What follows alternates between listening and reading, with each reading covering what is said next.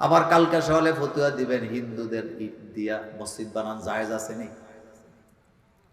কারণ পৃথিবীতে যত রাষ্ট্র আছে বাংলাদেশের হুজুরেরা ফতুয়াতে কয় নাম্বার? কয় নাম্বার? পৃথিবীর কোন দেশের হুজুররা এত ফতুয়া দেয় না যত ফতুয়া আমার দেশের হুজুররা দেয়। হুজুর ঠিক আছে না? যত ফতুয়া কোন দেশে? কালকে সকালে কব মোল্লা ভাই যে ওয়াজটা করলো যে হিন্দুরা ইট লয়ে গেছে, টাকা লয়ে গেছে, তাদের টাকা দিয়ে কি মসজিদ বানানো যাবে? পাগল কোথাকার। এরকম পাগল আসেনি বাংলাদেশে? কেন যাবে না মসজিদ বানানো?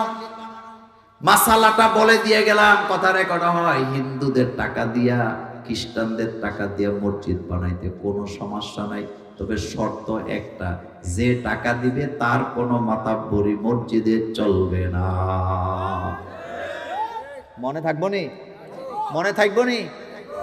মোশেক যদি কোনো মোশেক টাকা দেয়, টাকা নিতে কোনো সমস্যা নাই, কিন্তু শর্ত কি বললাম? শর্ত কি বললাম? কথা কোনা শর্ত কি বললাম?